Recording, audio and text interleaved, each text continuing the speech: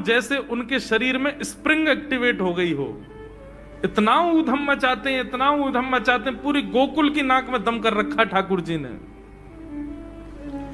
यशोदा मैया ने लाल जी को नूपुर पहना रखे। सवेरे जैसे ही ठाकुर जी उठते हैं, नूपुरों की आवाज आती है तो यशोदा मैया तुरंत रसोई घर से दौड़ के जाती है लाला के पास। लेकिन ठाकुर जी इतने चतुर हैं, यमुना तट पर जाते हैं और नूपुरों में बालू भर लाते हैं कि कल नूपुर आवाज नहीं करेंगे, सुबह उठ के हम घर से भाग जाएंगे कहीं और, मैया को पता ही ना चलेगी। ऐसा उधम मचा में। अब ठाकुर जी वो लीला कर रहे हैं जिस लीला पर देवताओं को भी विश्वास नहीं हो रहा है। ऐसी लीला ठाकुर जी कर रहे हैं कि किसी को भरोसा ही नहीं हो रहा कि जगत नियंता जगदाधार ये कर सकता है। और ठाकुर जी क्या करते हैं? बोले ये मत पूछो क्या करते हैं, यूं कह रहे हैं क्या नहीं करते। जो माता पिता अपने बालकों को बहुत ऊधमी समझते हैं,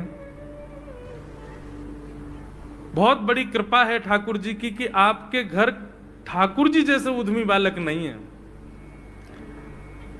ऊधमों के सिरमौर हैं ठाकुर जी। कैसा ऊधम मचाते हैं?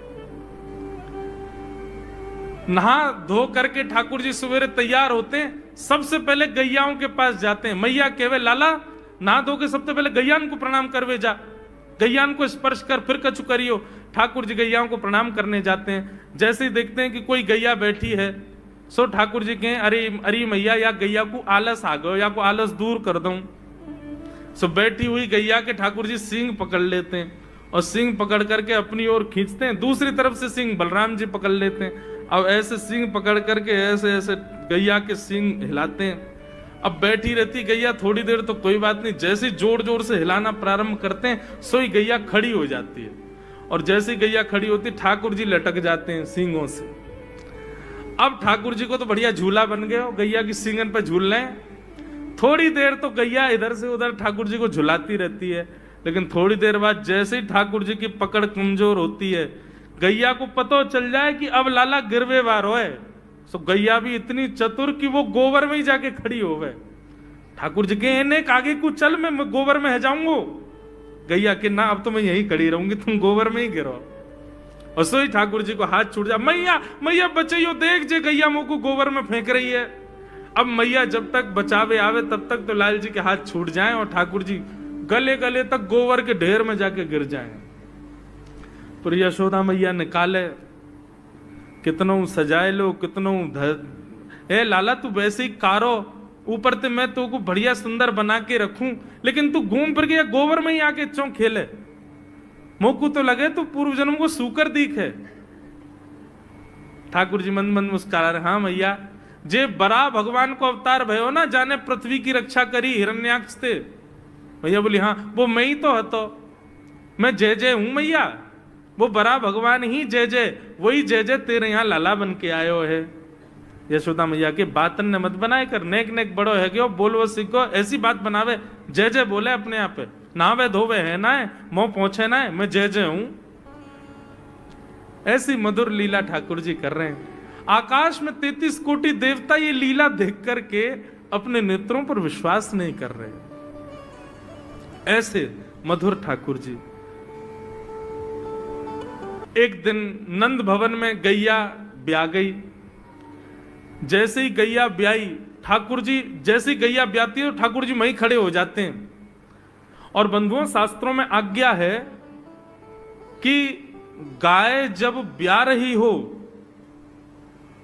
बछड़े को जन्म दे रही हो या बछिया को जन्म दे रही हो, उस समय गैया जो होती है वो दो मुखी हो जाती है। एक मुख तो सामने है, और जब जन्म देती है तो बछड़ा या बछिया उसका मुख जब बाहर आता है तो दो मुखी हो जाती है। ऐसी दो मुखी गैया की जब आप परिक्रमा करते हो तो पूरे ब्रह्मांड की परिक्रमा का फल प्राप्त होता है। तो ठाकुर जी का नियम है, नंद बाबा की उंगली पकड़ के खड़े रहे, जैसे ही गैया ब्यावे वारी हो तो वाकू सहलाते रहे, जैसे ही गैया ब्यावे वारी हो, जैसे ही बछड़ा बाहर आवे सोई ठाकुर जी वाकी परिक्रमा कर ले, परिक्रमा करके दंडवत प्रणाम करें, वाकू वाकी चरण रज को माथे से लगा में, और बछड़ा जन्म ले सो वाकू नवा में दुआ में, वाकू अपने गरे से लगा में। एक दिन ठाकुर जी जोर जोर से रोने लगे। बछड़ा जैसे ही जन्म लियो बछड़ा ने, ठाकुर जी रोने लगे। नंद बाबा शांत करा में नहीं माने, बलराम जी ने शांत करायो नहीं माने। यशोदा मैया बोले लाला का भयो, तू रो क्यों रोए? बोले मैया मेरे संग बहुत बुरा भयो। यशोदा मैया बोली कहा भयो? बोले गैया के बछड़ा ने जन्म लियो। मैया बोली तो वाह बछड़ा को मैंने मुंह खोल कर देखो वाह के सबरे दांत ने करे आए। मेरे जन्म को 3 साल है गए, अभी तक 4 ही दांत न करे मैया, वो टूट जाए, रो रहे हैं अपने दांतन को, मेरे दांत चौना न कर रहे सबरे। बाप बछड़ा के जन्म लेते सबरे दांत आ गए, मेरे दांत चौने ही आ रहे हैं। यशोदा मैया ऐसी मधुर बात सुनकर के झूठी झूठी कहती, मैया कहती लाला तू दूध ना पीवे ना, पूरे दिन मक्खन खावे, मक्खन चीकनो होवे, दांत न करे, चिकनो है कि सुई पेट में चलो जाए, तो दूध पिए कर। चोटी पकड़ के रोते मैया मेरी चोटी चौना भर रही।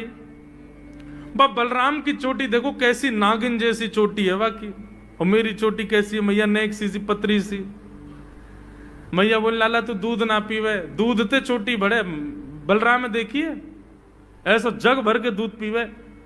सो ठाकुर जी दूध को पात्र हाथ में ले में, अपनी चोटी खोल ले में, और फिर चोटी पकड़ करके दूध पी में, और दूध पीते पीते नापते रहे कितनी बड़ी भई की ना भई अभी।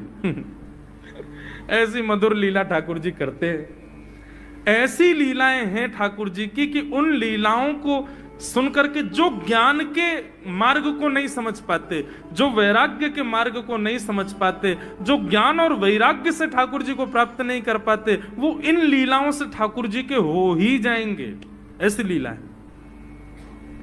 भगवान ऊधम करते हैं, ठाकुर जी चोरी करते हैं, तो जैसे ही गोपी को पता चलती है आज उसके यहाँ चोरी हुई, तो गोपी को चिंता होती है क्यों मेरा मक्खन बढ़िया नहीं था, मेरे यहाँ क्यों नहीं करी। वो स्वयं भी चाहती है कि मेरे यहां लाल आमे, यहां आके चोरी करें, क्योंकि सब गोपियां जानती हैं कि ये श्री कृष्ण कौन है, साक्षात पर ब्रह्म है। कहीं ना कहीं चित्त में उनके में ये भाव आता है कि कृष्ण पर ब्रह्म है। गोपियों के यहां जा जा करके ठाकुर जी चोरी करते हैं। आहा, एक गोपी ने दूध में बढ़िया मिश्री डाली, और मिश्री डाल करके दूध औटायो, औटा करके दूध को जमा के दही बना दियो, मिष्टी दही, मीठो दही जमायो। और मीठो दही जमा करके गोपी ने ऐसी जगह रखो कि लाला को मिलेगा ही नहीं। कहां रखो? मटकी रख करके, और वाके ऊपर सुंदर एक बैठवे को मूढ़ा रख के वापस स्वयं बैठ गई। ठाकुर जी आ गए।